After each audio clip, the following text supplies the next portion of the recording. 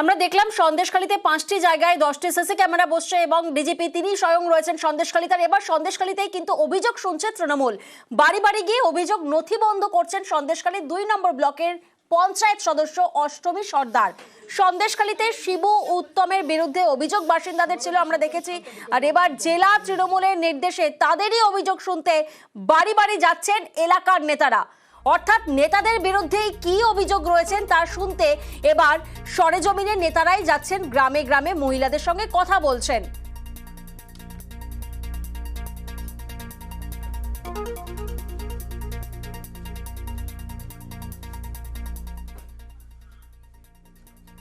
অভিযোগ দিয়েছে জমির টাকা পায়নি, তারপরে জমির এই আশেপাশে নোনা জল ঢুকে নষ্ট হয়েছে, তারপরে মাছ নিয়েছে উত্তম সর্দার টাকা দেয়নি, তারপরে আমাদের উপর এইসব অত্যাচার হয়েছে। এইসবগুলো যে আমার কাছ থেকে যেসব ক্ষতিগুলো করেছে সেটা হচ্ছে আমার 3.5 বিঘার একটা ফিশারি আছে।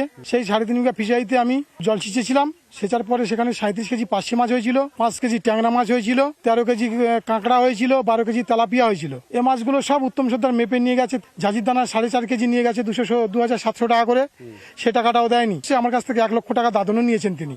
এই মোট 1,33,205 টাকা আমি পাবো।